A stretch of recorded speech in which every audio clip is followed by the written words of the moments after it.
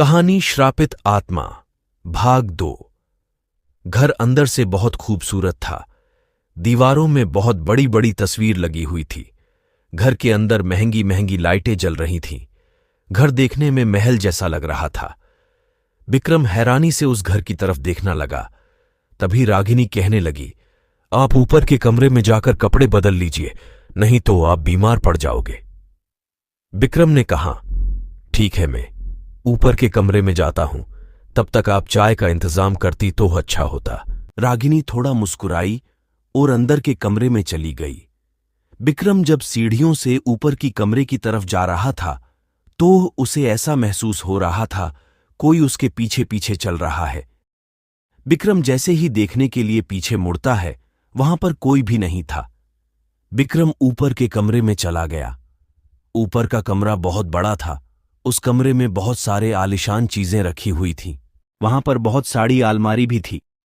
विक्रम कपड़े बदलने के लिए अलमारी खोलता है तो उस अलमारी में बहुत सारे लड़कों के पहनने वाले कपड़े रखे हुए थे। विक्रम को थोड़ा हैरानी हुई, क्योंकि वह लड़की इस घर में अकेली रहती है। तो फिर लड़कों का कपड़ा कहां से आया? विक्रम पहनने के लिए एक कपड़ा निकालता है, तभी अचानक उस अलमारी के अंदर से एक डायरी नीचे गिर जाती है। विक्रम उस डायरी को उठाकर पहला पन्ना पढ़ने की कोशिश करता है। पहले पन्ने पर लिखा हुआ था, अगर आपको ये डायरी मिली है, इसका मतलब आप अभी तक जिंदा हो।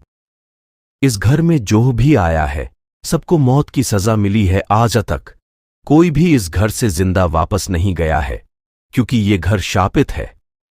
और इस घर में रहने वाली औरत रागिनी एक शापित आत्मा है। इस घर में आप आओगे अपनी मर्जी से, पर इस घर से आप दोबारा कभी भी अपने घर लौटकर जा नहीं पाओगे। मेरा नाम अभिजीत है। मेरी उम्र 30 साल है। मैं एक पत्रकार हूं। आज से कुछ महीने पहले शहर में अजीब अजीब हादसे हो रहे थे। जवान मर्द शहर से गायब हो रहे थे। पुलिस भी अपराधी को ढूंढ नहीं पा रही थी। मैंने जब तहकीकात की तब मुझे पता चला जंगल के सुनसान रास्ते से सभी गायब हो रहे थे। जवान मर्द कैसे गायब हो रहे थे, इस बात का पता लगाने में जंगल के रास्ते से जाने का फैसला किया। रात के 2 बज रहे थे। मैं एक सुनसान रास्ते में अपना बाइक लेकर खड़ा हुआ था। मुझे पता लगाना था शहर से लोग कैसे गायब हो रहे थे। जंगल का माहौल बहुत ज्यादा शांत था। मुझे थोड़ा डर भी लग रहा था। तभी अचानक एक गाड़ी मेरे सामने आके रुकती है।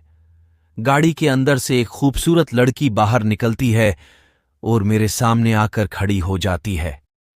मैंने जब उस लड़की को पहली बार देखा, मुझे ऐसा लगा मैंने पहले भी इसे कहीं देखा है।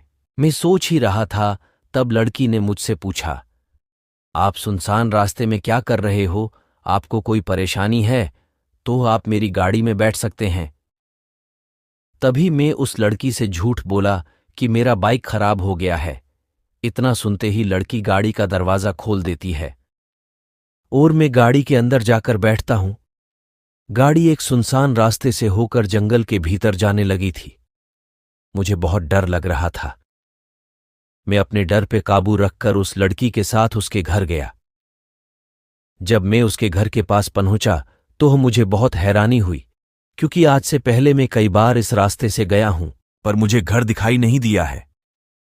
सच का पता लगाने मैंने अपना मोबाइल निकाला और गूगल पर सर्च करने लगा। मेरी किस्मत थोड़ी खराब थी, मोबाइल में नेटवर्क ही नहीं था।